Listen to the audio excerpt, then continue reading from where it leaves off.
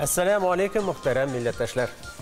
Ey жылы сәламәтлекне ярату өчен дуслар ышанычлы булсын. Бәйрәмгә тиң җомга көне бары тик яхшы хәбәрләрдән генә башлыйк. Ассаламу алейкум, мөхтәрәм тамашачыларыбыз.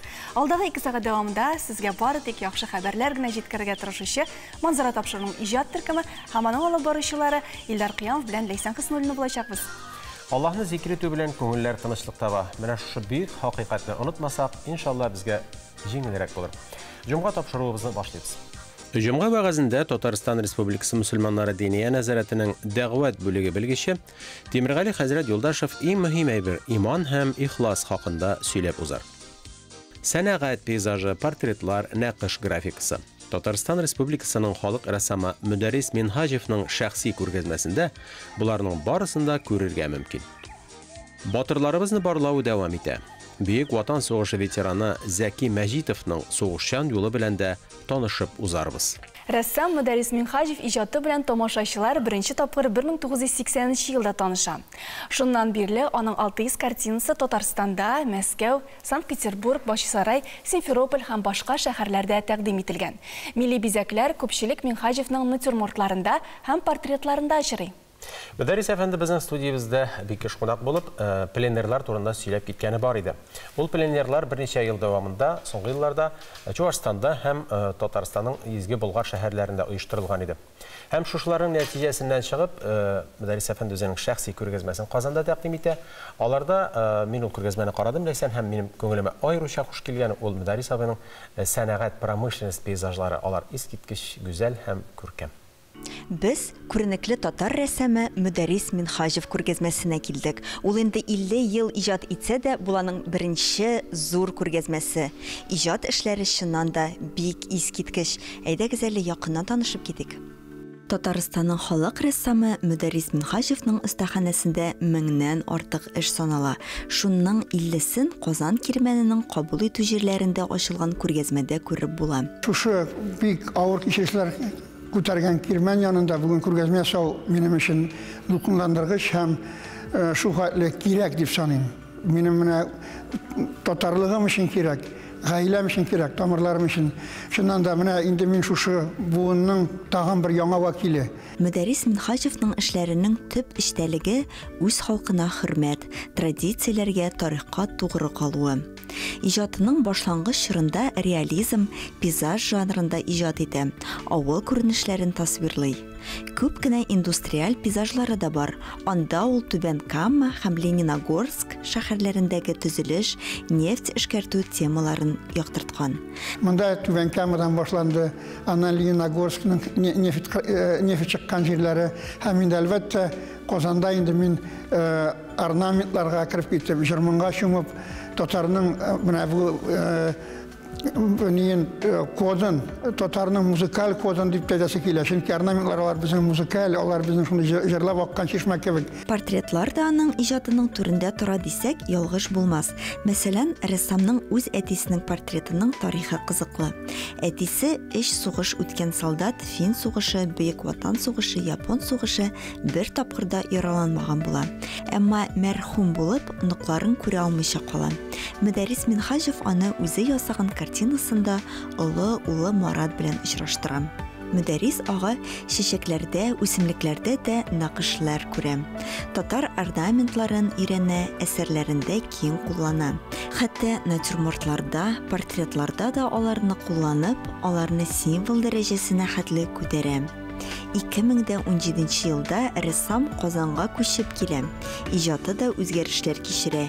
Яңа монументализм стилендә әсәрләр иҗат итә башлый. Мөдәррис Минхаҗев тапты монументальный пластик на бу композицияларны. Миңа бикши Мөдәррис Мухидинович мин әле качан беләм инде 20-30 ел без уже Нижнекамскида очраштык, ул преподаватель булып эшләде. Монументаль, шушы безнең орнаментальный, безнең орнаментларны яратып, аның ишенә айлар, анда күренә кошлар, анда күренә. Алар мин аларны күрәм, менә безнең өй яңа архитектура фасадларына бик матур булыр иде. Шул эшләр белән котлыйм мин Мәдәрис әфәндене. Әсәрләрендә кабер ташлары сурәтләнсә дә, алар куркыныч булып түгел, якты, матур итеп тасвирлана. Татар бизәкләре белән чорнала, ачык, матур төсләргә өстенлек бирелә. Кайберсендә догалар да языла. Инде шушы кабер таш артында татар бизәкләре һавага дулкын кебек ишеп китәләр. Ничектер башта курыккан идем, нишләп соң әле мин кабер ташларын ясыйм дип. Менә халык әйтә, монда синең моң бар, монда синең куркыныч әйбер юк. Татарның җырлары чагылып киткән кебек, моңлы җырлары. Шуннан да менә шушы һәр нәрсәнең бит начар әйберендә яхшы ягы булып чыга икән. Шушы менә шушы беренче ел эчендә целый серия, орнаментлар сериясе хасил булды. Рәссам үз уңышларына туганнары, дуслары да өлеш керткән дип уйлыйм. Мәдәрис Минхаҗевның әсәрләренең моңын тоясыгыз килсә, сез дә күргәзмәгә рәхим итегез. Заманыбызның күренекле педагогы Василий Сухомлинский табигатьне, әйләнә-тирә мөхитне һич кайчан саекмас белем шишмәсе, матурлык, бәхет чыганагы дип атаган. Табигатыбызда булган гүзәл мизгелләрне күзәтергә, аңа сакчыл караш тәрбияләргә, балаларга кече яшьтән өйрәтсәк әйбәтрәк. Ел фасылларының алмашынуын, табигатьтәге үзгәрешләр турында һәр балалар бакчасында да сөйләнә. Дөрестән дә әйләнә-тирә табигать балалар өчен ул табышмак һәм бик кызыксындыра торган бер объект чыгана кебек. Һәм алдагы видеоязмабызда да балалар бакчасындагы шушындый тере табигать почмагы хакында сөйләшербез. Күп кенә мәктәпләрдә тере почмаклар бар, ә менә балалар бакчаларында бу сирәк күренеш. Казан шәһәре Мәскәү районында урнашкан 279-нчы балалар бакчасында мондый бүлмә иң яратып килә торган урын. Мы считаем, что в детский сад дети должны приходить с улыбкой. Балалар өчен бакча ул шатлык урыны булырга тиеш. Күбесенең өендә йорт хайваннары юк. Монда килеп алар табигатькә якынаерга өйрәнә ди балалар бакчасы мөдире. Балаларның яшь үзенчәлекләренә карап гөлләр сайладык. Шулай ук табигат почмагында эш төрле юнәлешләрдә бара. Ул дидактик уеннар, күзәтү, хезмәт, тәҗрибәләр, әдәби әсәрләр уку. Табигый материаллар кулланып, без монда төрле уеннар иҗат итәбез. Тере почмакта яшәүчеләр өчен нинди шартлар кирәк? Биредәге хайваннар нәрсә белән туклана? Үсемлекләрне ничек тәрбияләргә? Апалары белән бергә балалар әнә шул сорауларга җавап эзли. Без шулай ук балаларга экосистема ул бер шелтәр. Әгәр шелтәрдә бер җан иясе халак булса, башкаларның да шундый халакәткә китергә мөмкин булуын аңлатабыз. Табигатьтәге һәр нәрсәнең үз урынын, үз әһәмияте бар. Шулай ук без почмакта эшкә ата-аналарын да җәлеп итәбез. Алар безгә үсентеләр, гөлләр алып киләләр. Монда йөрүче балаларның һәр иртәсе ташбакаларга сәлам бирүдән башлана. Балыкларның кәефләре ничек? Сулары чистамы? Тамаклары тукмы? Тәрбиячеләре Светлана Сорокина белән һәр көн монда кирип, аларны ашаталар, үсемлекләргә су сибәләр. Детям здесь очень нравится, и родители с удовольствием сюда приходят. Бу бүлмәдә балалар гына түгел, әти-әниләр дә ял итәргә ярата. Монда алар иртән дә килә, кичен дә. Балыкларны, ташбакаларны безгә ата-аналар бүләк итә. Шулай ук аларны азык белән тәэмин итүдә дә ярдәм итәләр. Хайваннарны тәрбияләү дәврендә аларның холыкларын да өйрәнеп өлгердем ди тәрбияче Светлана ханым Сорокина. Үзебез кулга ияләштергән җан ияләре өчен без җаваплы дигән төшенчәне мондагы балалар кечкенәдән сеңдереп үсә. Шулай булганда гына табигатьтә һәм әйләнә-тирәдә тәртип булачак. Бу җәйдә Яшел фитнес проекты Россиянең 50 шәһәрендә эшләде. Әлеге проектта катнашучылар бию, аэробика, йога, зумба, кроссфит һәм башка юнәлешләр буенча көндәлек бушлай тренировкалар, шулай ук фитнес фестивальләрдә катнашты. Һәм әлбәттә инде җиңүчеләргә бүләкләр дә тапшырылды. Әлеге чарадан безнең хезмәттәшебез Гөлнур Габдурахманова видеоязмасы. Без бүген беренче Бөтендөнья фитнес комьюнити премиясында. Бүгенге программада креатив тренировкалар һәм фикердәшләр белән сүз алышу һәм әлбәттә бүләкләү тантанасы. Әйдәгез карыйбыз. Әлеге премияны тапшыру тантанасы Яшел фитнес федераль проекты уңайынан узды. Бу спорт һәм сәламәт яшәү рәвешенә кагылышлы социаль юнәлеш. Бу шулай күнегүләр җәй дәвамында шәһәрнең төрле мәйданчыкларында узган. Мы очень рады тому, что именно такой проект, как «Зеленый фитнес», зародился именно здесь, в Казани, в Татарстане. Яшел фитнес кебек проектның Казанда, Татарстанда барлыкка килүенә без бик шат. Хәзер ул инде республика чигеннән чыгып, илебезнең 45 өлкәсендә яши. Россия Федерациясе спорт министрлыгы да бу проектка карата кызыксуны белдерде. Быел шулай ук бу проектка грант та бирелде. Премия тантанасы 23 сентябрь көнне узды. Премия өчен стильләштерелгән фотозонада кунакларны фотограф көтә иде. Тантана саннар белән ясалган видеоотчеттан башланып китте. Нас на протяжении всего лета проходили множество различных спортивных тренировок по всей России. Безнең җәй дәвамында төрле спорт секциялары эшләп килде. Россия буенча 45 төбәктә. Һәрбер тренер үзенең җәмәгатьчелеген булдырды. Йога, зумба, стретчинг буенча. Бүген без иң актив тренерларны бүләкләрбез. Аннары иң кызыгы башланды. Сәхнәдән гадәти булмаган күнегүләр узды. Татарча зумба, җанлы музыкага тренировкалар.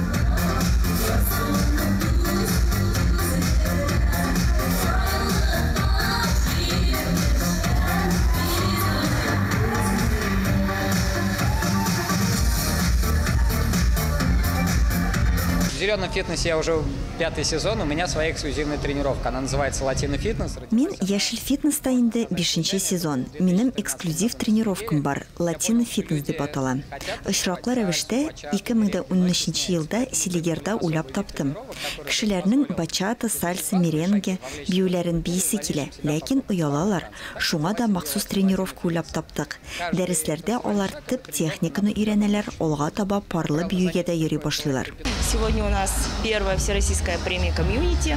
Бүген бездә фитнес комьюнити бөтен дөнья премиясе уза. Ул әле беренче тапкыр гына үтә. Мин бүген үз төркемем белән чыгыш ясыйм. Җанлы музыкага зумба мастер-классын үткәрәм. Менә бүләкләү тантанасына керештеләр. Яшел фитнес тренерларын төрле номинацияләрдә бүләкләделәр. Рәхмәт хатларын шулай ук безнең шәһәрнең төрле фитнес комьюнити лидерларына да тапшырдылар. Бу чара җәй көне уздырылган күнегүләр сезонын ябуда иде әле. Монда сәламәт яшәү рәвешен сөючеләр очрашты, энергия алмаштылар. Шәһәребездә аңлы кешеләрнең күплеге үз сәламәтлегенә битараф булмаулары аеруча сөендерә. Алдағы көннәрдә Татарстан Республикасында 14 градуска кадәр суыта дигән фаразлар бар. Ничек булыр икән? Ләкин төп төгәл мәгълүмат синоптикларда. Алар ни әйтер икән?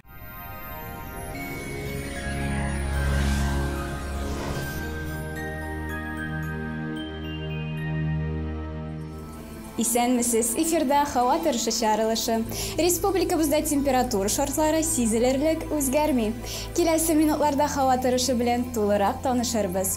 Яндекс погода мәгълүматы буенча көньяк-көнчыгыш бөгелмә баулы азнакайда явым төшем ихтималы зур. Уртача 3 градус салкын. Төньяк-көнчыгыш Түбән Кама яшаулы, Алабугада катыра, кар явачак дип фаразлана, уртача 3 градус суык. Төньякта Актаныш, Әгәрҗе Менделеевскида шулай ук карлы 5 градуска кадәр салкын. Төньяк-көнбатыш Арча, Кукмара, Балтачта катыра, урыны белән кар температура 4 градуска кадәр төшә. Көньяк-көнбатыш Болгар буа Чүпрәледә кар явачак, уртача 1 градус салкын. Чистай, Нурлат Мамадышта шулай ук кар көтелә 3 градуска кадәр салкын. Шимбә көн аяз булачак дип фаразлана. Явым-төшем туктаячак, температура түбәнәячәк. Башкалабыз Казанда кар явачак, уртача 3 градуска кадәр салкын. Җил төньяк-көнчыгыштан атмосфера басымы терекемеш баганасының 753 мм тәшкил итә. Һаваның чагыштырма чадымлылыгы 89%. Җирнең магнит кырытыныш. Бүгенге менә шулар. Студияда Эльвина Насыбуллина иде. Сау сәламәт булыгыз.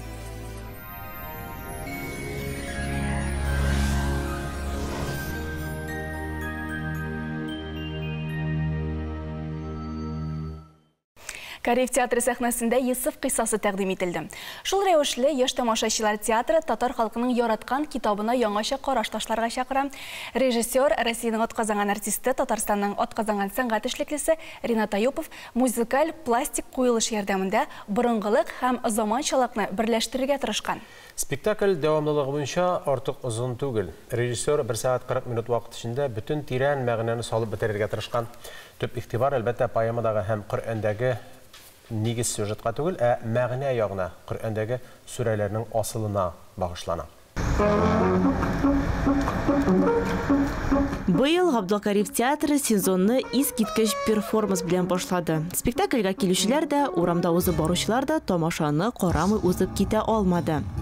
Пластика, ритм, актерларның янып торучы күзләре тамашачыларга дәрт истәп, үзләре белән бергә төрле вакыйгаларга алып керде. Ниһаять, театр ишекләре тамашачылар өчен ачылды. Моны күпләр зарыгып көткән. Йосыф спектакле башланганчы сәхнәдә кайбер актерларга Татарстанның атказанган артисты дигән исеме тапшырылды. Без күңелебезне, җаныбызны театрга биреп эшлибез. Көн-төн иҗатта, көн-төн театрда, шуңа күрә безнең эшне күрәләр икән, бәялиләр икән, димәк инде бу бик рәхәт. Әлбәттә, без бу исемгә бик шат. Яшерен булмасын, без аны көттек. Ни өчен көттек? Чөнки без бөтен тормышыбызны театрга багышлыйбыз. Алсу әйтмешле, без көне-төне театрда, иртәдән алып кичкә кадәр. Һәм без бердә үзебезнең вакытыбызны, үзебезне жәлләмибез. Чөнки безнең өчен театр ул тормыш. Галинең Кыса Йосыф әсәрен һәр режиссер үзенчә ача. Баксаң, анда бик күп темалар тупланган. Бер туганнарның үзара мөнәсәбәте, ата-ана белән балалар арасында булган мәхәббәт, ярату, дин һәм башка бик күп проблемалар күтәрелә. Йосыф кыссасын аны мәңге куерга була сәхнәдә. Чөнки аның һәр бүлеге бер спектакльгә туры килә. Ул татар мөхитендә татарлар өчен бик кирәкле төрле бүлекләргә теге сузылган әйтик кысса дип әйтик. Шуңа күрә Шаулы театрында да куйганда да, үзебезнең театрда Йосыф Зөләйха мәхәббәт темасын алганда да шулкадәр материал бик күп иде. Инде бу елы 3нче тапкыр сәхнәгә Йосыфны, аның исламны беренче урынга куюы, аның ички ышануы, ул үзенең туганнарын кичерә белү менә шушы зур сыйфатын әлеге спектакльдә без тәкъдим иттек. Чөнки хәзерге вакытта кичерә белү, тану яшьләргә дә, уларга да бик кирәкле сыйфат.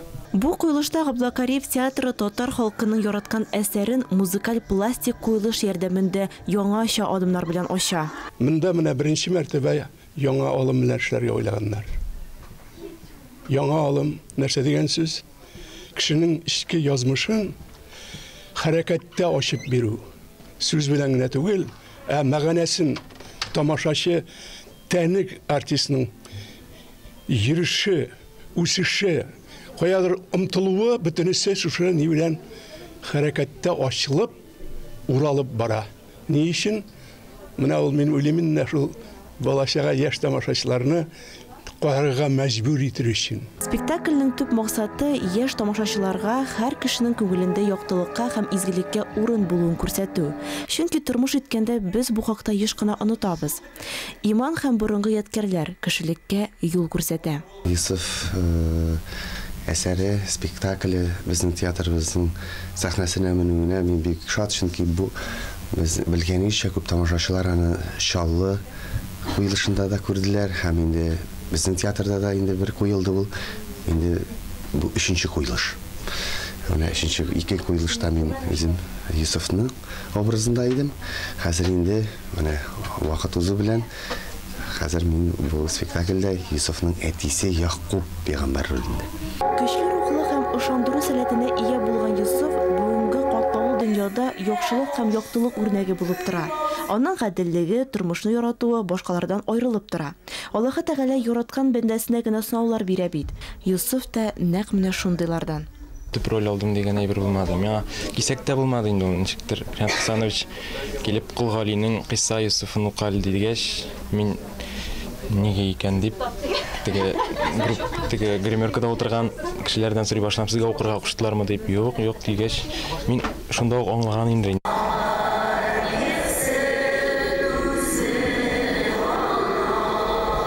Спектакль өчен язылган көйләр фон өчен генә түгел, ул үзе бер образ буларак ачыла. Спектакль барышында сәхнәнең сул ягында мөнәҗәтләр әйтелә. Минем ролем ул шайтан роле. Әлбәттә әсәрдә ул юк. Менә Кулгали язган Кыйсада юк, ләкин Коръән сүрәсендә игътибар итсәгез, ул бик күп җирләрдә бар һәм режиссерыбыз аны төп образларының берсе булып эшләргә булды һәм шул образ белән, шайтан образы белән безнең спектаклебез шулай ук аерылып тора. Гадел һәм тугры булу, сыналу һәм сынмау, олы мәхәббәткә һәм яхшылык яманлыкны җиңәсенә ышану, язмышка буйсыну, буларны барысында Юсуф спектаклендә күрергә мөмкин. Иң зур байлык иман, чөнки иманны кибеттән сатып алып та, бакчада үстереп тә булмый. Аны заводта җитештермиләр, хөкүмәт тә өләшми, мирас булып та килми. Иман ул Аллаһы Тәгаләдән килгән бүләк. Аллаһ иманны безгә әманат итеп бирде. Без башка әйберләрне кадерләп саклаган кебек, машинаны яхшылап караган кебек, баланы тәрбияләгән кебек, иманны да шулай тәрбияләргә тиешбез.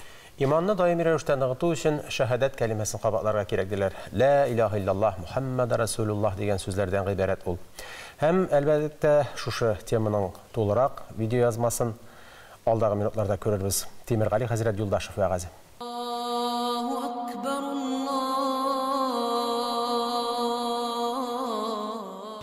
أعوذ بالله من الشيطان الرجيم بسم الله الرحمن الرحيم الحمد لله رب العالمين والصلاة والسلام على رسولنا محمد وعلى آله وأصحابه أجمعين محترم عزيز قرداشlarım mübarek bolsun cuma günlerimiz Esselamu aleyküm ve rahmetullahi ve berekatuh barşağızga da Allah Teala'nın rahmeti selamı hem bereketi bolsun Allah Teala Kur'an'da ayta Bismillahirrahmanirrahim Ya eyyühellezine amenuttaqullah Ey iman getirgen bendeler Yani Allah Teala 5 vakit namazlı adam balalarına, kullarına müracaat ite. Yani Allah Teala'dan şın korku bilen korkağız dedi. Yani günahlardan yarağayığız, izgi ameller kılığız diyen söz. وَلْتَنْزُرْ نَفْسُ مَا قَدَّمَتْ لِغَتْ Yani irtege nerse bulaşağı turunda da unutmağız dedi. Yani irtegisi günge de ezirlenigiz dedi Allah Teala. Yani bu sözler nerseni anlata, kişi unutmaska tiyiş, eli Allah karşına barasın. Eli Allah karşında cevap biresin. İrtegisi gün digen söz, ol ahiret gününe. Allah Teala'ya kaytaşak günge ezirlenigiz digen söz. Nişik bu günge biz ezirlenirge tiyiş. En birinci şaratta biz Allah Teala'nın barlığın, birligin tanıp, Peygamberimiz sallallahu aleyhi ve sellem'nin peygamber ikenligine inanıp, izgi gameller kılıp, namazlarımızı başkarıp, her vakitte da izgilikte ütkərgə, tırışırga tiyiş bulabız. Yani biz Allah Teala karşına bargaç, Allah Teala bizden sorar, nindi gameller bilen kildin. Yani Allah Teala bizden soramaz, kayda sen işledin, nindi derecede buldun, nindi diplomların var, dip Allah Teala bizden soramaz. En birinci Allah Teala bizden nəsə sorar, ol bizim imanımız turunda. Ol bizim izgiliklərimiz turunda, gamellerimiz turunda. Ol gameller bizde bulmasa, biz nerse deyip cevap veririz. Şuna göre, yer yüzünde yaşaganda oq, irtege nerse işleyeceğin turunda, Allah Teala karşına bargaç, nişik cevap veresin turunda da sen hazır inde uylanırga tiyiş. Şu Allah Teala devam etip ayta Vettakullah Mana şunun içinde Allah Teala'dan korkup amel kılığız dedi. İzgiliklerinizni arttırığız dedi. Günahlardan yirak bulurga tırışığız dedi.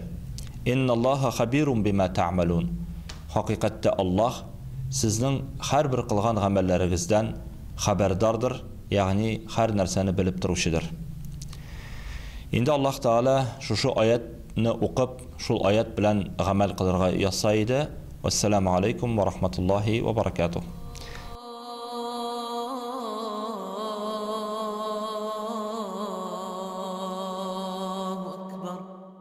Казан автобусларында шәһәрлеләрдән яңа ел котлаулары яңгыраячак. Акциядә катнашу өчен проза, шигырь яки җыр форматында аудиоязма әзерләргә кирәк. Казандагы туганнарга, дусларга, хезмәттәшләргә һәм башка кешеләргә мөрәҗәгать итәргә була. Гаризалар 1 декабрьгә кадәр кабул ителә. Аудиофайлның озынлыгы 45 секундтан артмаска тиеш. Бу хакта Казан мэриясе хәбәр итә. Шактый кызыклы тәкъдим. Дөнья күләмендәге кызыклы яңалыкларны гадәттәгечә хезмәттәшебез Алия Сәлимҗанова барлады.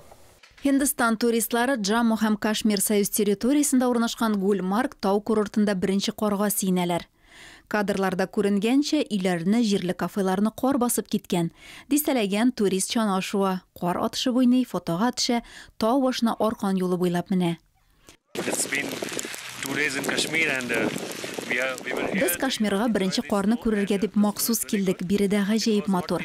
Карны күргәнебез бар, ләкин Кашмирда без беренче карны тәүге тапкыр күрәбез. Курортка килүчеләрнең кайберләре карны бөтенләй белми. Ишлеп кар ява, бу гаҗәеп. Мондый урынга килеп шул кадәр кар күрү ул хыял иде. Биредә мин беренче тапкыр карны да әүвәл мәртәбә күрәм. Былтыр Гульмаргта беренче кар октябрь айының соңгы атнасында яуган икән. Кытайның Гуанси-Чжуан районы Наннин шәһәр тирәсендә урнашкан Ган-Ван күле корылык чорында кипкәч, аның гаҗәеп төбе ачылган. Ул кәкре кыялар һәм чокырлардан гыйбарәт икән.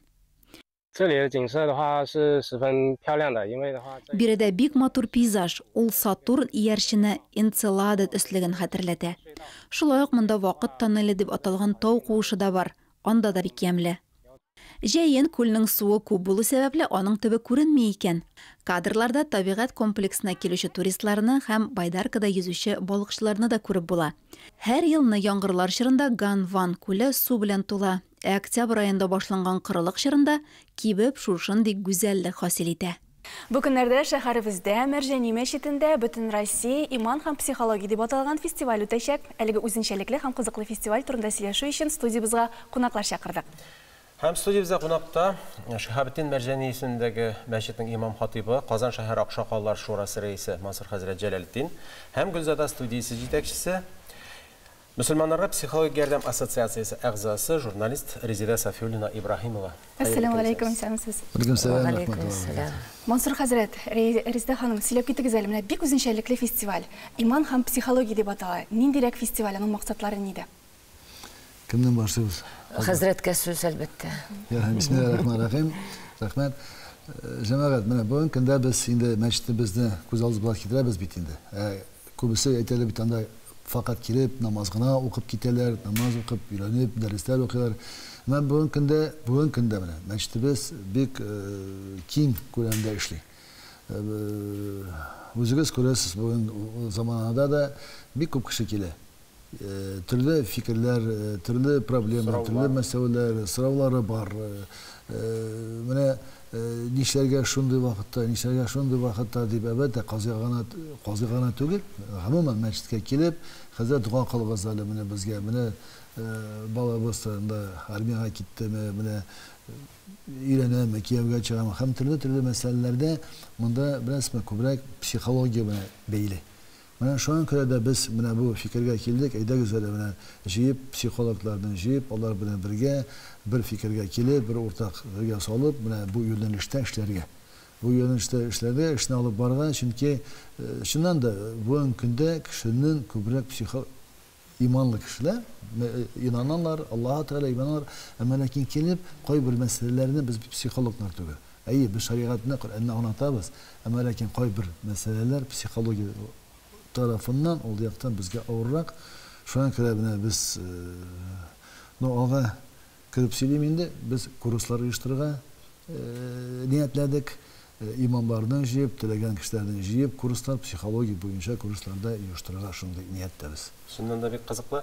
Адәм баласы турысын гына әйткәндә, кайберсе җанына урын таба алмый. Резида ханым, шулай бит инде. Шундай вакытта шундай максатны күздә тоткандыр дип уйлыйм. Өкенечкә күрә шундай бик катлаулы заманга дучар булдык. Һәм инде әлбәттә кешеләргә ярдәм кирәк. Күп очракта кешеләр үзләре җырып чыга алмыйлар эчке хәләтләрен, ниме? Һәм аларга профессиональ ярдәм кирәк.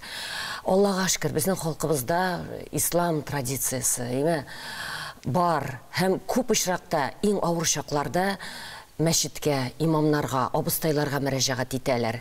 Ләкин Мансур хәзрәт әйткәнчә, менә мондый шок ситуациясында, менә шундый кризис ситуациясында, шундый аңлашылмаучанлык, билгесезлек шартларында күп очракларда кешегә профессиональ ярдәм кирәк. Хәтта профессиональ психологларның да бөтенесе дә шундый кризис ситуацияларында эшли белми, андый компетенциялары җитми. Аның өчен махсус белем кирәк. Һәм инде гомумән иман ул элек әгәрдә дингә ышанучы, инанучы кешене психологлар элек шартларда атеистик чорда инде нормадан тыш күренеш итеп күрә торган булганнар икән психологлар. Бүгенге көндә Аллага шөкер бу мөнәсәбәт үзгәрде һәм күп очракларда иманны шәхеснең психологик базасы халәтенең бик көчле ресурс итеп күрәләр психологлар үзләре. Һәм шуңа күрә бер дә очраклы түгел дин әһелләре белән бергә оештырабыз. Һәм шуны да әйтеп китергә кирәк. Безнең бит мусульман психологлары дигән төшенчә барлыкка килде. Бик күп мусульманнар хәзер психологик белемне үзләштерә һәм шулай ук мусульманнарга психологик ярдәм күрсәтү ассоциациясе дигән оешма бар. Ул Россия күләмендә эшчәнлеген алып бара һәм аның иң актив бүлекчәсе ул Татарстанда. Хәтта бу ассоциациянең барлыкка килү нәкъ шул Татарстан белән бәйле дә, шуннан башланып киткән иде дә. Чөнки бездә бик көчле мусульман психологлары базасы бар. Һәм инде без бу эшчәнлекне алып барырлык дәрәҗәдә Аллага шөкер һәм фестивальне дә оештырабыз очраклы түгел. Менә бөтен Россия фестивале булгач, димәк анда Россиянең төрле төбәкләреннән психологлар катнаша дигән сүз бит инде, әйбит. Катнаша. Кырымнан катнашучылар бар. Мәскәүдән катнаша шул мусульманнарга ярдәм күрсәтү ассоциациясе җитәкчесе Ольга Сергеевна Павлова һәм шулай ук Уфадан катнашучылар бар, Кырымнан, Мәскәүдән, Ульяннан һәм башка төбәкләрдән. Монда утырып сөйләшү дә күрешү генә түгел, ниндидер тренинглар, ниндидер тәҗрибәләр, мастер-классларда булачактыр дип аңлыйм, чөнки аның программасына күз йөртеп чыкканым, ул кайнап тора торган bir ничә көн барачактыр инде ул дип уйлыйм. Анда төрле була, төрле мастер-класслар, төрле бүлмәләр, Аллага шөкер, мәчетебезнең урыннары җитәрлек бар. Анда мастер-класслар теге кум менә сәгать белән һәм башка белән төрле кемгә нәрсә якынрак кеше шунда бара ала. Шуны күрә ала. Күзәтеп чыгарга, барысында карап чыгарга белән шундый мөмкинчелек бар. Әлбәттә, бу көндә кешегә психологик ярдәм кирәк икән, рәхим итсеннәр. Демәк, Габгади кеше дә килеп, шәһәрдә яшәүче, килеп сезнең фестивальдә катнашалар бит. Шуның өчен дә без бит гомум бөтен кешегә игълан иттек. Җомга вагызларында да, җомга көннәрендә дә шулай иттек. Рәхим итсен барысы. Ана килеп менә бер җыелышып сөйләштек тә, кем әйтмешли, ул шунда Мәрҗани мәчетендә генә калмасын иде. Менә аңа кайтып, аның белән танышыр өчен ниндидер аның нәтиҗәләре, фәнни-гамәли конференция нәтиҗәләре кебек басылып чыгачакмы, нәрсәдер булачакмы, бергә тупланачак. Бу безнең беренче оештыру, беренче башлап җибәрү, иншалла киләчәктә бу таралыр дип уйлыйбыз. Әлбәттә, инде үзегез беләсез, пионер дигәнгә беренчеләргә авыррак буладыр, тәнкыйтьләү кешеләр дә булыр дип, иншалла, алар да кирәк. Яхшырак эшләр өчен. Алардан башка булмый. Шуңа күрә бу безнең беренче, иншалла, киләчәктә бу булыр, чөнки күрәбез менә нәрсәдән чыкты, тагын бер кабатлап әйтәм, халык килә, мәчетебезгә омтыла, мәчетебезгә килә, һәм сорый куя, анда бит гафу итегез, шарлатаннар да бар. Анда да алар баралар. Шуңа күрә монда килеп, мәчетебезгә килеп, имамлар белән танышып, имамлар янында эшли торган психологлар белән танышып, шунда эшләрне алып барсалар, шулардан ярдәм алсалар, бу хәерлерәк дип, менә шуларга шундый максат белән башлады бу эшебезне. Менә моның башлангычы нәрсәдә? Ни өчен менә нәкъ Мәрҗани мәчете һәм сезнең Гөлзада студиясе гамәлгә куючылар булып алынды? Беренчедән инде без Мәрҗани мәчетенә бик рәхмәтлебез, Мансур хәзрәткә рәхмәтлебез. Ул безгә менә шундый база булдырган өчен. Чөнки бу фестиваль ул шундый иҗтимагый инициатива һәм ул бушлай, катнашу бушлай. Шуңа күрә бу безнең өчен бик зур терәк, бик зур ярдәм әлбәттә. Ләкин бу biz şəcərə beyramlarında ötkərəbiz. Bizning indi şəcərlərində ötkərəbiz. Ortaq proyektlarыбыз, Münəccət beyramları, türlü çaralar ötkərəbiz. İlahi Moң фестивале ortaq proyektlarыбыз күп булды. Davamlı biz bir нәрсәгә үткәреп түгел, давамлы эшебез бар, Аллага шөкер. Гөлзада студиясы белән берлектә безнең инде эшчәнлек шундый тарихы да бар инде, бу эшчәнлекнең. Һәм шулай ук дәвамлы булу турында да өстәп әйтәсем килә хәзрәт сүзенә. Бу беренче фестиваль әлбәттә ие, һәм инде без аны даими рәвештә шундый уза торган фестиваль булачак дип уйлыйбыз. Һәм монда дин белән психология гына түгел әле, ислам белән психология, монда шулай ук иҗат, мәдәният әһелләре, мәсәлән, фәлсәфә. Монда бездә мәсәлән шундый иҗади майданчыклар да була. Мәсәлән, Рөстәм Хуҗин дигән безнең таныклы рәссамыбыз үзенең мастер-классын күрсәтә. Шулай ук безнең анда интерактив театр. Алар бит бөтенсе психологик яктан да иҗат, арт-терапия дигән нәрсә бар. Һәм гомумән төрле майданчыкларда бер юлы 4 майданчыкта бер-берсен алмашып төрле мастер-класслар узачак, практикумнар узачак. Һәм инде шунда менә психологиядә нинди юнәлешләр бар бүгенге көндә, нинди ысуллар инде бар. Төрле шундый ысуллар, төрле юнәлешләр, мәктәпләр булачак. Һәм катнашучылар шунда алар белән берсеннән икенчесенә җөреп таныша ала. Һәм инде менә шул ук фикерне өстәп әйтәсем килә, чыннан да психологиягә карата бүген җәмгыятьтә төрле фикер йөри, чөнки кытлык зур психологик ярдәмгә. Андый чакта табыла инде кәсеп итеп акча эшләүчеләр һәм кешеләрнең мохтаҗлыгында үзләренең мәнфәгатьләрен якларга тырышучылар. Шуңа күрә әлбәттә безнең дә өчен бу бик мөһим мәсьәлә булып тора, профессионаллык һәм рәтләрнең чисталыгы. Иншалла дәвамлы булсын, нәтиҗәсе булсын, тынычлык белән күркәм сүрәттә башкарырга насыйп булсын. Бик зур рәхмәт сезгә. Рәхим итегез, Мәрҗани мәчете 20 сентябрь, ләкин шунсы да бар, алдан ук теркәлү тиешле, чөнки урыннар санаулы. Бик зур рәхмәт сезгә. Казанда СССРда ислам һәм мөселманнар дигән бөтен Россия конференциясе узды. Конференциядә Казан, Мәскәү, Түбән Новгород, Чиләбе, Волгоград, Махачкала, Дербент, Ставрополь, Бакудан дин әһелләре, дөньяви белгечләр катнашты. Милләттәшләребезнең дини тормышындагы башка яңалыклар хакында гадәттәгечә хезмәттәшебез Ләйсән Гайнуллина сөйләр, сүз аңа. Хәерле көн, мөхтәрәм дин кардәшләребез, республикабызда һәм чит төбәкләрдә яшәүче милләттәшләребез. Ижау шәһәрендә яшәүче Биби Сәйдә апа Касымовага 95 яшь. Өлкән яшьтә булуына карамастан, ул әле дә хәрәкәттә. Тормышның авырлыгын да күп күргән. Яшүсмер чагын сугыш еллары урлаган Биби Сәйдә апа һәр вакыт көр күңелле, йөзендә гөл елмаю. Милләттәшебез турында киләсе сюжетта. Биби Сәйдә Касимова Удмуртияның Юкамин районы Палагай авылында 1927 елда туган. Гомер юлы шатлыклардан гына тормаган, авырлыклар күп кичергән. Ул күп балалы гаиләдә үсә, әнисе дә яшьли вафат була. Ә иң куркыныч хатирәсе илдә сугыш башлана. Шоколада минем вакытта. Уже всех забрали, я самый старший дома осталась. Самый старший дома, мальчика я и инвалид дома. Инвалидный брат у меня был. Вот мы втроем только остались тогда. Колхозда да шедек. Знаешь, как колхозда шедек? Сукаларга ауыр булды. Не için аяклары ауырта? Шуның için. 1942 елда 15 яшьлек кызны мәктәптәге дәресләрдән айырып, Болезино Ижевск тимер юлын төзү эшенә алып китәләр. Ул авыр эшләрдә балалар өлкәннәр белән бер тигез эшләделәр дип искә ала ветеран. Җир эше, җир. В наших руках топор, тилька, тачка. Все было. Вот все, вот лом, все наше это было. Как ты можешь, так и работала уже. Вот так, никакой там это вот, как конвейер идет, лошади идут, и туда ты бросаешь этим под землю. Вот так было. Авырлыгына да, ачлыгына да түзә ул. Барысы да җиңү өчен дип тырышалар. Йокладык җирдә.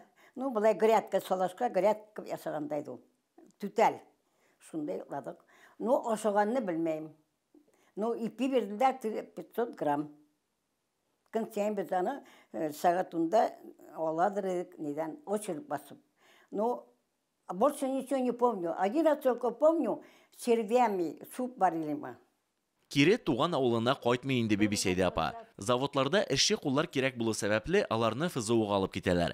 6 ай курслардан соң егет кызларны станокларда эшләргә заводларга китерәләр. Бөтен җирдә каяк училар шунда эшләдем. Полировщица булдым, шлифовщица булдым, фрезеровщица, копировщица булдым.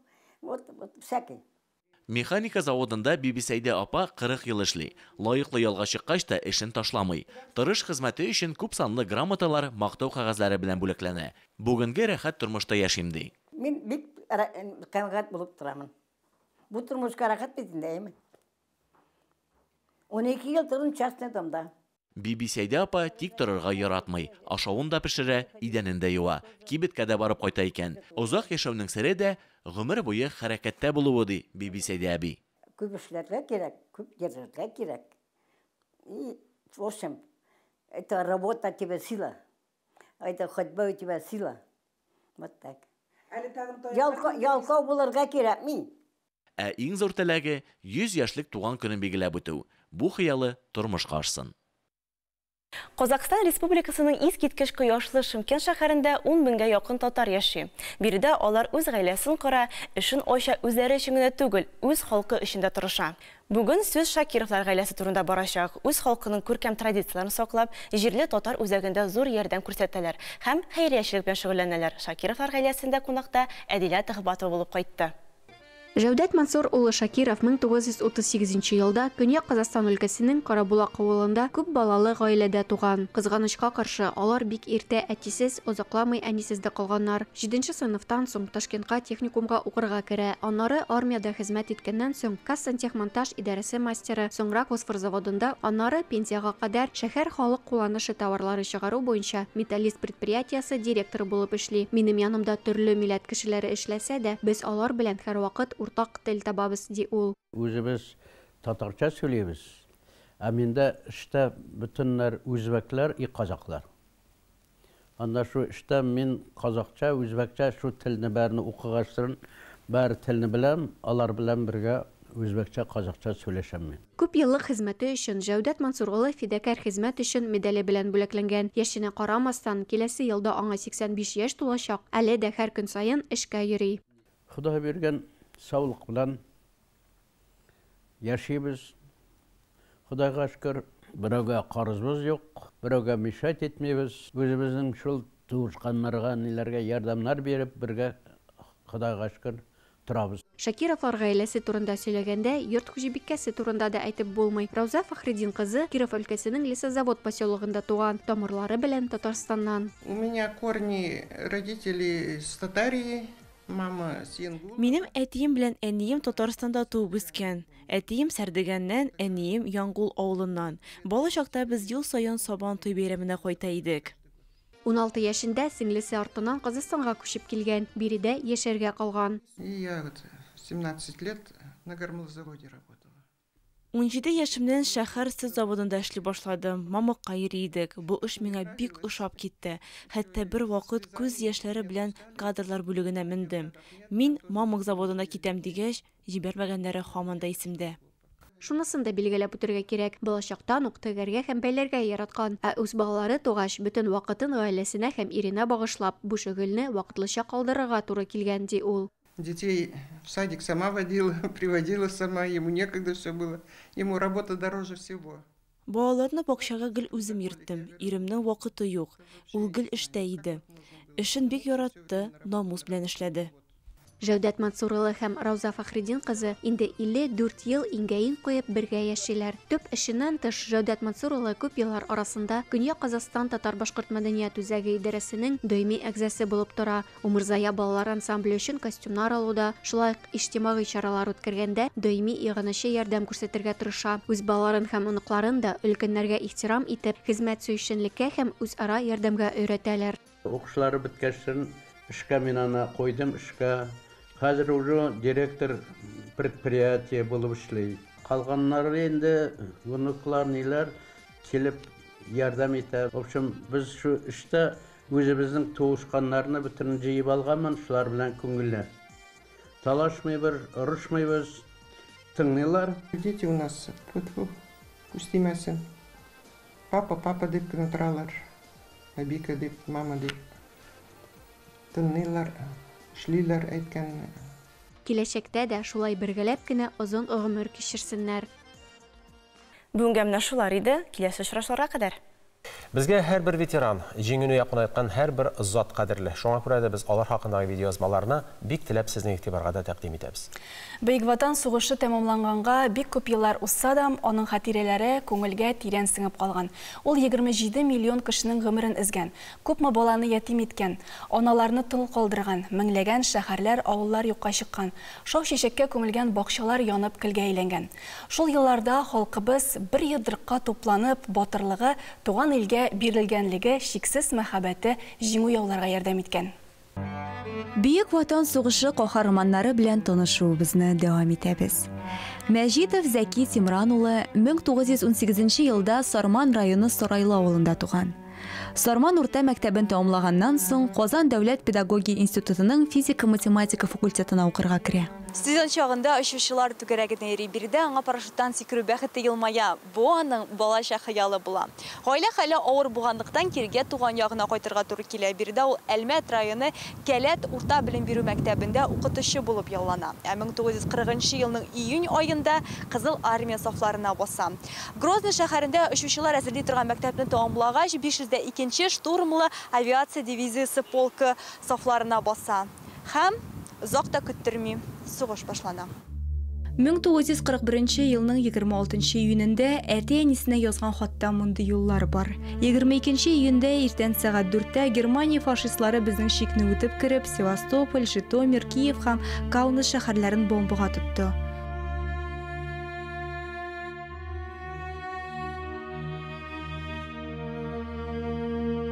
Мин сезгә язып килә торган һәр хатта менә хәзер сугыш башланыр дип яза торган. Сугыш башланды инде. Минем уйлавымча, бу иң канлы һәм иң соңгы сугышларның берсе булыр. Монда күп кешеләр һәм күп байлыклар юк булачак. Дошман немец фашистлары җиңеләчәк. Җир йөзендә хезмәт ияләре генә калачак. Кайчанда булса, безнең көчле Кызыл армия үзенең батырлыгын башка сугышларда күрсәткән кебек, үзенең көчен күрсәтәчәк. Зәки Мәҗитов өчен сугыш 1944 елның 10 августында тәмамлана. Аның самолетын дошманнар утта тота. Самолет Кара диңгезгә төшә, 8 ай госпитальдә ятырга туры килә, бик күп операцияләр кичерә. Хәрби медицина комиссиясе аны очучы хезмәтенә яраксыз дип таба. Сугыштан әйләнеп кайткач, Казан авиация институтына укырга керә. Әтисе авыр хәлдә булу сәбәпле туган авылына киргә кайта. Сарайлы 7 еллык мәктәбендә укытучы булып эшли. Читтән торып Казан педагогика институтының физика-математика факультетын тәмамлый. Укыту дәврендә Ләшәүтамак Иске Кәшир авыл мәктәпләрендә эшли. 1977 елда Сарайлы авыл мәктәбендә директор итеп билгеләнә. Биредә ул лаеклы ялга чыкканчы эшли. Сугыштагы батырлыклары өчен за отвагу, за победу над Германией медальләре белән бүләкләнә. Хәрби архивларга күз салсаң, Кызыл йолдыз ордены бирү турындагы приказ була, аннан башка за оборону Кавказа медале дә бирелергә тиеш була аңа.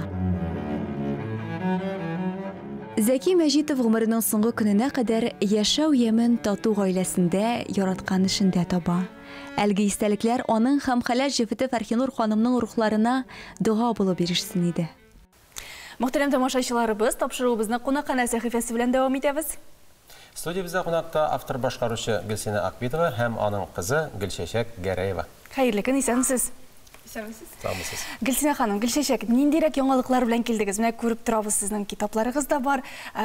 Беразны үзегез белән таныштырып китсәгез дә була, бәлки кайбер тамашачылар белмидәдер. Әйе, теге вакыттан бирле яңалыклар бик күбәйде, китаплар чыкты.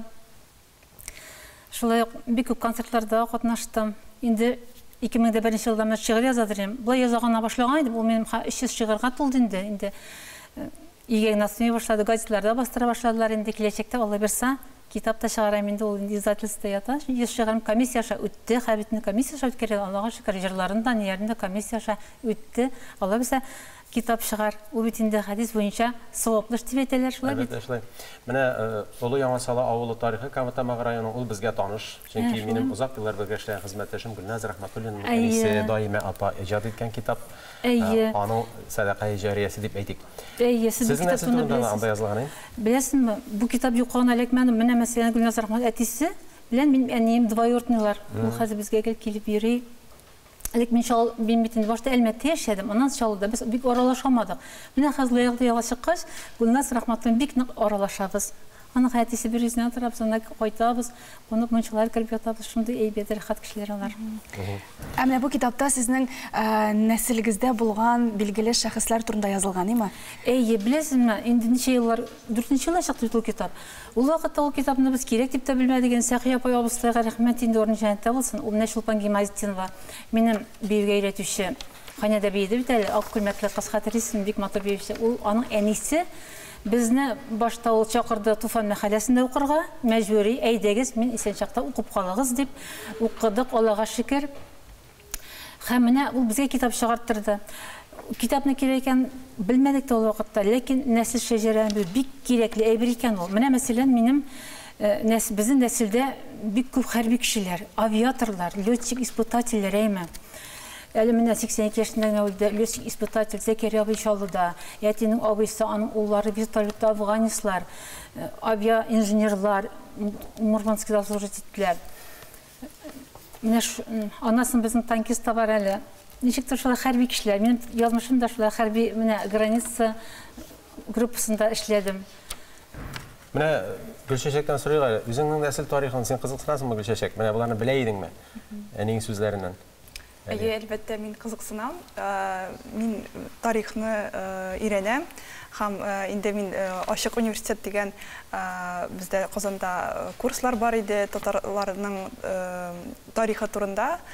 Мин аларны үттем, бик кызыклы булды. Минемчә, тарихны белергә кирәк һәм үзеңнең шәҗәрәңне дә белергә кирәк.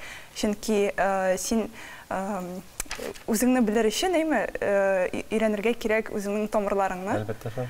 Шуңа күрә мин бик шат безнең шундый китап булганга һәм әни белән әле әни алып кергәч карап утырдым тагын бер кат. Шундый кызыклы теге онытылган әйберләр искә төшә. Әлбәттә, шулай. Менә һәрбер гаиләдә шундый китап булса ләйсән, нинди әйбәт булыр иде. Бик зур байлык. Бу бит инде менә балалар өчен бик җайлы гына, кисәгә генә сыя, бөтен нәрсә шунда кертелгән. Менә әтиләрнең фотосурәтләре, ул фотосурәтләргә аңлатмалар. Менә балаларның бит инде килә шундый бер вакыты, теге бабай кем булган, бу бабай кем булган. Менә шул вакытта менә рәхим тотты шул китапны. Үзебездән тора инде әлеге китапны оештырырга, ясарга. Гөлчәчәк, менә сезнең нәселегездә иҗади кешеләр бик күп булган. Сез үзегез дә менә иҗатка тартыласызмы, иҗат белән шөгыльләнәсезме? Аның һөнәре стилист бит. Ләкин ул биюче дә булган әле. Безнең кызыбыз бар, Алсуансыда аккордеонистка. Безнең бөтен гаилә шундый иҗади әни ягыннан, мин инде элегрәк артистка балеты идем, госансамбльдә биедем. Аннары мин шулай минем кичкенә чактагы хыялым ул дизайнерга уку, стилистика буенча бару һәм мин инде декретта вакытта үземне эзләдем. Мин 2 бала әнисе. Һәм декретта булганда мин теге һәр хатын кыз үзен яңаша аша бит инде, һәм мин шушы стилистика буенча Мәскәү мәктәбендә курсларны үттем. Һәм хәзер стилист булып эшлим. Кызларны киендерәм. Мин инде үзем хиджабтан һәм миңа мөрәҗәгать итәләр яулыктагы кызлар, ничек матур итеп киенергә, заманча итеп, чөнки безнең һәм кануннарга туры китереп. Һәм кануннарга туры китереп. Әлбәттә. Сине ханым менә шу урында бер шигырь укып җибәргән. Немшегалар бик кайсын укырга мишап торып биттем инде. Башта күзләр турында укыйм инде. Минем шигырьләрем релакс, юл трети кешеләрнең. Салкын күзләр җитсә дә, яшеллекләр бетсә дә, яшибез ишәле, күңелләрдә һаман җәй. Сокланам күзгә карап, яңгыр ява шыбырдап, әле тәрәс каршында торамын чәчем тарап. Барыбер рәхәт инде, утырам җылы иде.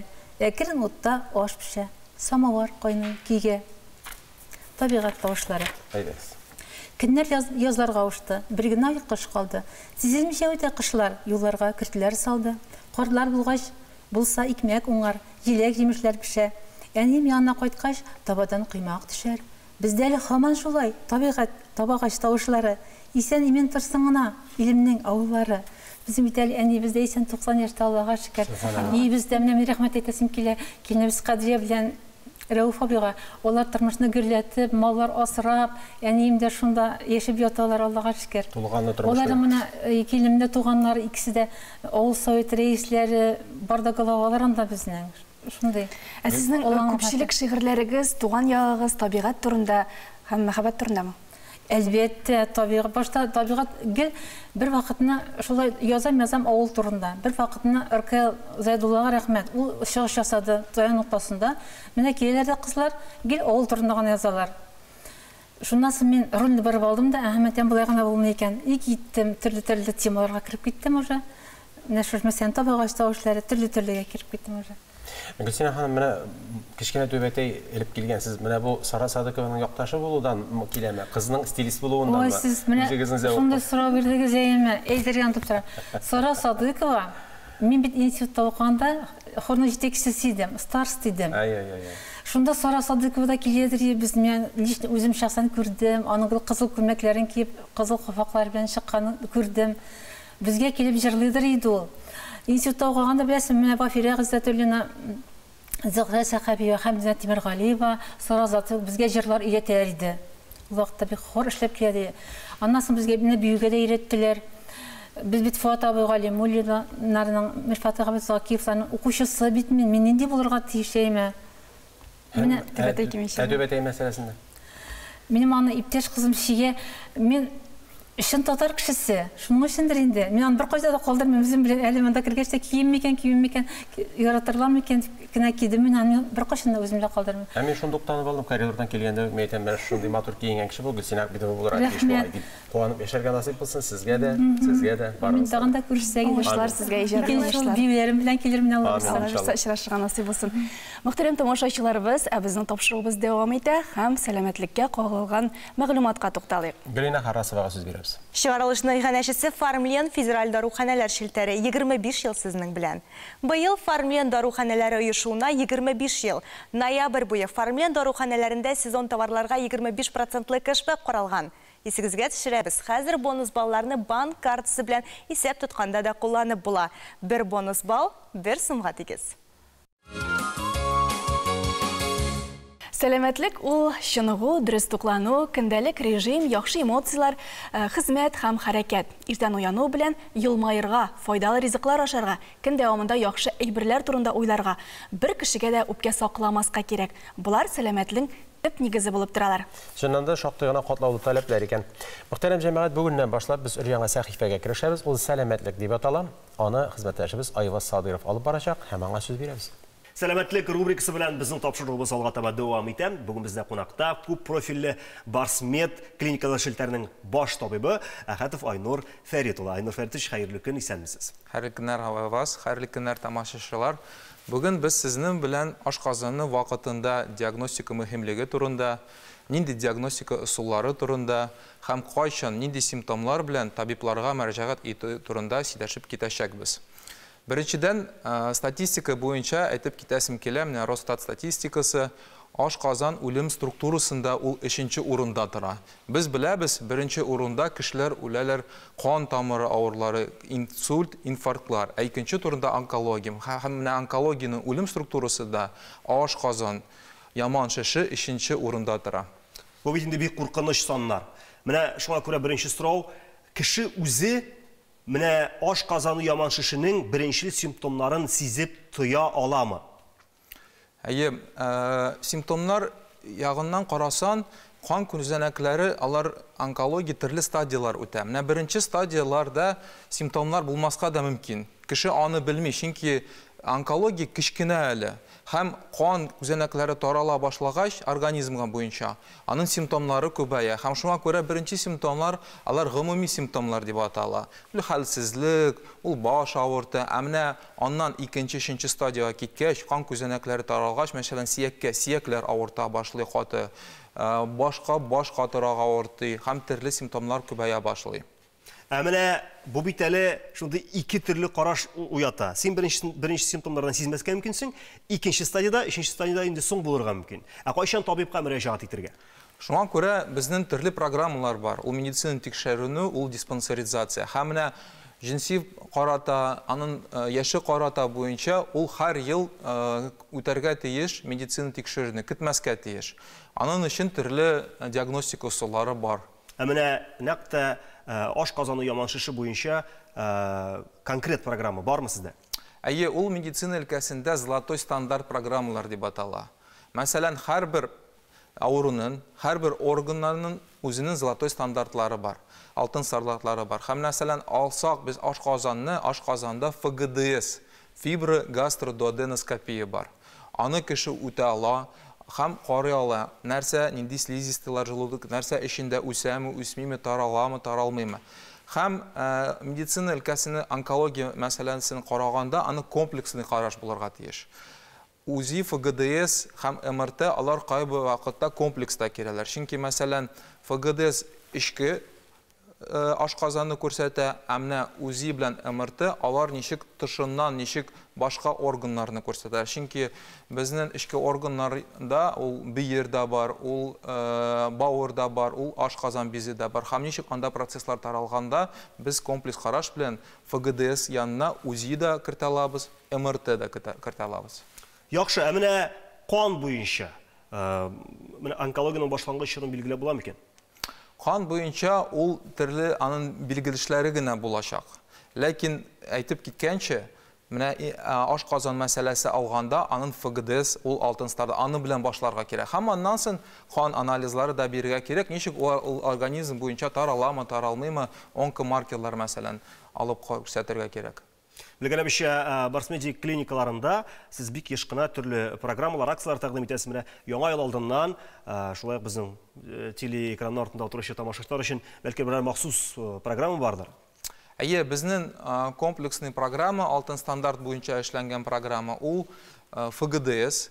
Без аны эшлибез, башта карыйбыз ашказанны. Аннан соң ул лабораторный анализлар, ничек анда кан йөрүшләр, чөнки без функциясын күрә алабыз лаборатория анализлары буенча, диагностика буенча. Һәм специалист кирәк. Кем нинди давалау яза, консультация гастроэнтеролога. Һәм менә буларны өч әйберне комплекслы карашсак, ул ашказын, яман шишене профилактикага һәм аны даваларга, иртә стадия табырга булыша. Кеше сәламәтлеген алдан кайгырту, алдан кисәтү бик зарур, бик мөһим. Бик зур рәхмәт сезгә җиткергән мәгълүмат өчен. Инде кадерле телевизор караучыларга да әйтеп узасыбыз килә, яңа ел алдыннан якыннарга нинди бүләк бирергә икән дип башватсагыз, Барсмед клиникалар шелтәренең сертификатын тәкъдим итә аласыз. Бу яхшы бүләк булыр. Инде чираттагы сәламәтлек рубрикасын без нинди сорау белән дәвам итәргә икәнен дә сез хәл итәсез. Моның өчен ТНВ телеканалының социаль шелтәрләрендә без махсус сораштыру уздырырбыз. Сез үзегез сайлаган темага киләсе чыгарылышта безнең кунагыбыз Айнур Фәрит улы җавап бирер. Шушында сәламәтлек рубрикасы ахырына якынлашты. Без тапшыруны дәвам итәбез. 18 ноябрь, ягъни бүген Кыш бабайның туган көне, нәкъ 18 ноябрь көне Бөек Устюгта Кыш бабайның өендә зәмхәрир салкыннар башлана. Әмма аның яшы турында бәхәсләр һаман бара. Тегәл яшен әйтеп бирмәсәләр дә, белгечләр ышандыруынча, Кыш бабай бик карт инде, аңа 2000 яшь тирәсе. Кыш бабайның туган көнен ел сайын зурдан кубып үткәрү дә гадәткә кергән. Ул көнне ул кытлаулар, матур теләкләр кабул итә. Кыш бабай, ягъни Дед Мороз, Устюг шәһәрендә тугандыгын беләбез. Менә шактый гына кызыклы мәгълүматларны Ләйсән дә җиткерде. Ә менә Кыш бабай нинди персонаж ул? В лесу родилась елочка, в лесу она росла, зимой и летом стройная, зеленая была. 18 ноябрь көнне Россиядә рәсми рәвештә Кыш бабайның туган көне билгеләп үтелә.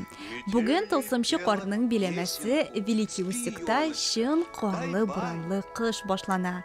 Бу суыклар әкренләп безгә дә киләчәк. Кыш бабайга, дөрестрәге Дед Морозка ничә яшь дип сорарсыз? Кызганыч бу сорауга төгәл җавап юк, әмма шунысы билгеле. Россия империясендә туган Дед Мороз образына кадәр әдәбият һәм фольклорда тылсымчы картлар булган. Мисал өчен Көньяк Славяннарда кышкы суык тәңресе Трескун хакында билгеле. Әмма рус халык әкиятләрендә Кыш бабайга охшаган образ Мороз Иванович искә алына. Шулай ук «Җылымы сиңа балакаем» дип сорарга яратучы Морозканы да онытмыйк. А тепло ты, девица? Тепло, батюшка Морозушка. Тепло. Революциядан соң берничә ел чыршы бәйрәмен һәм шулай ук Кыш бабайны искә алу тыела. 1935 елдан соң гына бу гадәт кирегә кайтарыла. Встали на трудовую вахту сезонные рабочие Деды Морозы. Но им-то во всяком случае скучать сегодня не придется.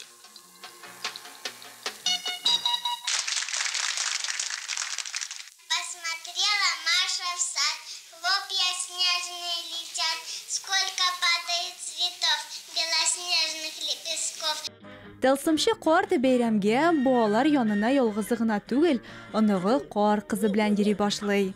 Бу образлар кино һәм мультфильмнарда еш кулланыла. Ждет моих подарочков ребятня, и тебе достанется от меня. И, наконец, сбываются все мечты. Лучший мой подарочек — это ты. А ну-ка, давай-ка, плясать выходи. 1999 елдан Великий Устюг Дед Морозның туган йорты дип таныла. Биредә аның резиденциясе урнашкан. Елда бабакайның туган көненә ерак араны якын итеп Россиянең төрле төбәкләреннән һәм чит илләрдән тылсымчы картлар җыела. Төгәлрәк булсак, республикабыздан Кыш бабай, Финляндиядан Санта-Клаус, Якутиядан Чисхан, Карелиядан Пакайне, Чехиядан Микулаш, Кыргызстаннан Аяз ата килә. Бүгеннән яңа ел почтасы эшли башлый. Кыш бабайга инде башка тылсымчы картка хат язасыгыз булса, моны хәзер үк башкарып чыгыгыз. Алайса, онытылыр тагын. Аннары бүген язылган хатта бабайны туган көне белән дә котлау булачак. Бүгеннән алып яңа ел төненә кадәрле вакытны мөгъҗизалар чирдиләр. Иң мөһиме теләк-теләргә һәм аңа ышанырга.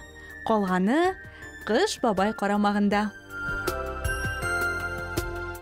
أعوذ بالله من الشيطان الرجيم وعباد الرحمن الذين يمشون على الأرض هونا وإذا خاطبهم الجاهلون قالوا سلاما والذين يبيتون لربهم سجدا وقياما والذين يقولون ربنا اصرف عنا عذاب جهنم إن عذابها كان غراما إنها ساءت مستقرا ومقاما والذين إذا أنفقوا لم يسرفوا ولم يقتروا وكان بين ذلك قواما والذين لا يدعون مع الله إلها آخر ولا يقتلون النفس التي حرم الله إلا بالحق. Заманыбызның күренекле педагогы Василий Сухомлинский табигатьне, әйләнә-тирә мөхитне һич кайчан сайыкмас белем шишмәсе, матурлык, бәхет чыганагы дип атаган. Табигатыбызда булган гүзәл мизгелләрне күзәтергә, аңа сакчыл караш тәрбияләргә, балаларга кече яшьтән өйрәтсәк әйбәтрәк. Ел фасылларының алмашынуын, табигатьтәге үзгәрешләр турында һәр балалар бакчасында да сөйләнә. Дөрестән дә әйләнә-тирә табигать балалар өчен ул табышмак һәм бик кызыксындыра торган бер объект чыгана кебек. Һәм алдагы видеоязмабызда да балалар бакчасындагы шушындый тере табигать почмагы хакында сөйләшербез. Күп кенә мәктәпләрдә тере почмаклар бар, ә менә балалар бакчаларында бу сирәк күренеш. Казан шәһәре Мәскәү районында урнашкан 279-нчы балалар бакчасында мондый бүлмә иң яратып килә торган урын. Мы считаем, что в детский сад дети должны приходить с улыбкой. Балалар өчен бакча ул шатлык урыны булырга тиеш. Күбесенең өендә йорт хайваннары юк. Монда килеп алар табигатькә якынайырга өйрәнә ди балалар бакчасы мөдире. Балаларның яшь үзенчәлекләренә карап гөлләр сайладык. Шулай ук табигат пишмагында 3 төрле юнәлешләрдә бара. Ул дидактик уеннар, күзәтү, хезмәт, тәҗрибәләр, әдәби әсәрләр уку. Табигый материаллар кулланып, без монда төрле уеннар иҗат итәбез. Тере почмакта яшәүчеләр өчен нинди шартлар кирәк? Биредәге хайваннар нәрсә белән туклана? Үсемлекләрне ничек тәрбияләргә? Апалары белән бергә балалар әнә шул сорауларга җавап эзли. Без шулай ук балаларга экосистема ул бер шелтәр. Әгәр шелтәрдә бер җан иясе һәлак булса, башкаларның да шундый һәлакәткә китергә мөмкин булуын аңлатабыз. Табигатьтәге һәр нәрсәнең үз урынын, үз әһәмияте бар. Шулай ук без пишмакта эшкә ата-аналарын да җәлеп итәбез. Алар безгә үсентеләр, гөлләр алып киләләр. Монда йөрүче балаларның һәр иртәсе ташбакаларга сәлам бирүдән башлана. Балыкларның кәефләре ничек? Сулары чистамы? Тамаклары тукмы? Тәрбиячеләре Светлана Сорокина белән һәр көн монда кирип, аларны ашаталар, үсемлекләргә су сибәләр. Детям здесь очень нравится, и родители с удовольствием сюда приходят. Бу бүлмәдә балалар гына түгел, әти-әниләр дә ял итәргә ярата. Монда алар иртән дә килә, кичен дә. Балыкларны, ташбакаларны безгә ата-аналар бүләк итә. Шулай ук аларны азык белән тәэмин итүдә дә ярдәм итәләр. Хайваннарны тәрбияләү дәврендә аларның холыкларын да өйрәнеп өлгердем ди тәрбияче Светлана ханым Сорокина. Үзебез кулга ияләштергән җан ияләре өчен без җаваплы дигән төшенчәне мондагы балалар кечкенәдән сеңдереп үсә. Шулай булганда гына табигатьтә һәм әйләнә-тирәдә тәртип булачак. 10 декабрь көнне Пирамида күңел ачу комплексында Болгар радиосының милли музыкаль премиясын тапшыру тантанасы булачак һәм шул уңайдан студиябызга кунак чакырдык. Әлеге ел вакыйгасында катнашучы Татарстанның атказанган артисты Раяз Фасихов студиябызда кунакта. Хәерле көн, исәнмесез, Раяз? Хәерле көн, исәннәрмесез, орыгызга да.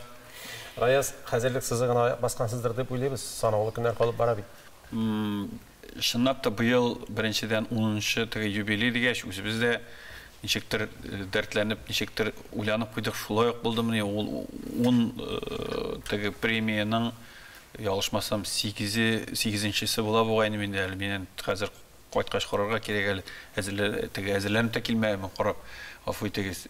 Шуңа күрә бигрәк тә әле дулкынландыра, чөнки беренче ел тамашачылардан башка тамашачыларсыз үтте бит. Ничектер онлайн форматта, шуны да искәртергә кирәк. Ниһаять быел бу грандиоз мотор тамашаны тамашачылар белән бергә әйтеп сөйләп бетерә торган түгел, ул буш залга чыгып җырлаудан да булмаган нәрсә юк. Быел Аллага шөкер чыгып, инде менә менә шул беренче булсаудан менә алар ничектер сиңа теге әйдәле дигән кебек әйтеп куялар да, шуннан соң шул энергия алмашы, инде сәхнәдә булган кешеләр аны аңлый, шуңа күрә итеп торасы юк. Әнә әлеге чара, Болгар радиосы милли премиясын тапшыру тантанасы сезнең өчен гомумән нәрсә ул? Менә андый чаралар күп, концертлар бик күп. Менә бу вакыйгага, фестивальләрдә күп. Бу вакыйгага ничегрәк килде? Мин беренчедән татар телендә үткән бөтен фестиваль, бөтен менә мондый концертлар, фестивальләр булган өчен зур рәхмәт әйтер идем оештыручыларга. Алар нигенә булуга карамастан бу мотор фестиваль үзенең традициясын дәвам итә. Ул пандемия чорлары һәм башка төрле сынауларда үтеп барабыз. Шуңа күрә ул безнең тагын бер әйтәм, татар концертлары, җыр сәнгате ул безнең телебезне саклау, киләсе буынга тапшыручы бер рычаг булып тора дип әйтәм мин аны. Аңа кызыксыну уята ул барыбер. Һәм бигрәк тә инде безгә инде ул бик матур стимул, анда чыгып күренү, шундый мәртәбәле чарада катнашу. Анда безгә түгел, анда бит төрле 30-га якын номинация. Анда безнең белән бергә әле яшь чыгып килүче, үсеп менә сәхнәгә беренче адым атлый торган, үзенең ниндер тавышы беләнме, нәрсә беләндер аерылган яшь җырчыларны да аерым бүләкләйчекләр, шулар белән бер рәттән сәхнә ветераннарын һәм инде легендар җырчы булган, легенда булган бер җырчыны айырып алачаклар. Менә шул ягы белән җылылыгы бар фестивальнең бүтәннәрдән аермалы буларак. Һәм әлбәттә иң мөһимнәрен берсе, без аны гел әйтеп киләбез, авторларны билгеләү. Һәм шулай ук инде теге сер булып кала торган бер кызык ягы бар аның. Елда хатын-кыз алып баручыны алар шыпырткына алыштыралар. Аны беркем дә белми. Оештыручылар ул шундый кызык бер. Әле сез дә белмисез. Мин дә белмим, аны беркем дә белми. Әйтәм, кем булыр микән? Шундый кызык булып китери. Bilmem kim bulur mu kendine göre bir hikmet değil mi? Bir hikmet. Şuna göre kızık 10 dekabr 10 şuna göre motoruna uzuk gitsin indi. Amin.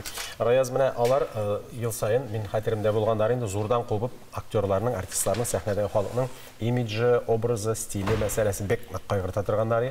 Ул эш башландымы әле сине чакыргалап булай тырнаштыргалап торалар? Безнең менә җиңүче җыр barını açıklagandan soң, obrazını uylagandan soң, сәхнәгә куючы режиссер белән оралашкандан соң, инде стилдә без бу номерны эшләбез, ул бичектә дә җырланган түгел, хәзер шоу-бизнес кысаларына сыерга тырышабыз, матур иттереп без аны тәкъдим итәргә тырышабыз. Һәм бүген көндә костюм буенча бик шундый изләнү бара, образны инде аңладык, хәзер изләнәбез. Аның үзенчә теге бар инде аның теге проблема яклар, теләсә киеп чыгып чыгасы да килми. Шуңа күрә эш бар, җитешербез дип уйлыйм. Әнә җиңүче җыр дидегез. Сезнең ел дәвамында берничә җыр катнаштымы хит-парадта? Кайсысы җиңде? Без берничә җырны тәкъдим итеп караган ик Булгар радиосына. Без аны теге ротация дип әйтәбез, инде әйләндердек, җырлаттык һәм халык күңеленә кайсы күбрәк кергән, кайсын күбрәк менә тыңлаганнар, алар менә шуны сайлап алып, шуны җиңүче итеп сайладылар инде. Анда моны Булгар радиосының шушы фестивальне оештыручылар сөйләп алдылар. Һәм нинди җыр инде? Ул да сырмы әле? Мин аны бүген әйтәсем килми. Мин ул җырны теге беләм, ул теге яңа җыр буларак барды ул. Бүген көндә дә ишетелә ул минем стильдә, мин үзем яратам, ул мәхәббәт лирикасы, романтикасы, ләкин позитив лирика дип әйтәс килә инде, ул яра сезгә генә ашыйм, сөям сине җаным дип җырлаячак без бик күңелемә якын җырларымның берсе. Шуңа күрә ул җырны җырлаганда бәлки шунап та сөйгәннәр бер-берсенең кулларыннан тотышып шуны, безнең турында җырлый бит бу Раяз дип куерлар. Шунда әйтергә кирәктер, тамашачы үзе сайлый менә бу җырны, бу сезнеке генә түгел, тамашачының да яраткан җырына әйләнгән. Бу бит инде фестивальнең тагын бер үзенчәлекле халык сайлаган җырлардан турылган тамаша. Шуңа күрә без уйлап чыгарган кемдер әйткән түгел, реаль тормыштан һәм менә шушы җырлар арасыннан сайланып, шушы җырга халык игътибар иткән, тамашачы игътибар иткән җырларны без сәхнәгә чыгарачакбыз. Раяз менә тамашачы дидек, залда кемнәр утырачак? Ниндидер бер күзәтү, ниндидер бер зондирование дип әйтимме, карау, фаразлау бардыр бит инде. Минем иманым камил, оештыручылар да тырышадыр бүтән катламнарны эләктерергә, шуңа күрә концертында эштәлеге бик бай булыр. Яшьләр өчен дә, урта яшьтәге өчен дә, өлкән буыннарга да бик күңелле булачак, үзенчәлекле булачак. Бигрәк тә бит инде 10 дигән бит ничектер түгәрәк 10 еллыкка ниндидер бер кичкенә генә юбилей, 10 еллыкка нинде булса, ничек булып итог нәтиҗә. 10 еллыкка нәтиҗә кебегрәк, йомгак ясау кебегрәк булачак. Ана килеп безнең халык бит әле ул теге артистлар телендә әйтсәк, солянканы шушындай катнаш концертларны бик ярата, чөнки бер генә җырчыны түгел, 30 номинациядән да күп җырчыны тыңларга кирәк. Бу үзе бер бәйрәм тамаша. 30 җырчы һәм алар иң яхшы, иң матур, иң сайлап алынган җырлар тамашачы яраткан. Үзләренең күңелләренә хуш килгән, үзләре сайлап алган, үзләре шуны өйдә нәрсәдер эшләгәндә мырлап, җырлап йөргән, шундый матур җыр дип, менә шуларның барсында туплап бер рухи ризыкланып, рәхәтләнеп кайтырга бик матур мөмкинлек. Инде кар төшкәндә булыр инде матур теге иттереп аппак әле кар да төшкән булса, бер чыгып ял итеп керергә Казанның теге үзәгендә пирамида концертлар залында кичке сәгать 6-да эш беткәч Иншалла, ул көннәргә кадәр тагын да кар явыр әле. Раяз, тагын бер сорау. Сез бик күп интервьюлар бирәсез, еш кына тапшыруларда катнашасыз. Әмма журналистларның иң яратмаган сорауы бармы? Нинди сораудан куркасыз? Мөхтәрәм тамашачыларыбыз, әлеге сорауга җавапны сез безнең экраннардагы QR-кодлар аша кирип тыңлый алачаксыз. Шуңа күрә безнең социаль челтәрләргә язылыгыз һәм тыңлагыз. Ә без кунагыз белән сау булашабыз. Сезгә иҗади эшләр телибез. Бик зур рәхмәт. Шундый матур чараларда күрешергә насыйп булсын күбрәк. Тормыш мәгънәсе шатланып яшәүдә, якты таң балкышыннан башлап кичке шәфәк алсулыгына кадәр. Дөньялар ничек кенә булмасын, тормыш ямын тыеп яшәр өчен һәр мизгелгә шатлану кирәк шул. Барыгызга да исәнлек, саулык теләп без сау булашабыз. Күңелле, бәрәкәтле яллар сезгә. Һәм әлбәттә инде 18 ноябрьгә дә аяк бастык. Кыш фасылына исән, имин генә керергә насыйп булсын дип хушлашабыз. Саулыкта күрешик.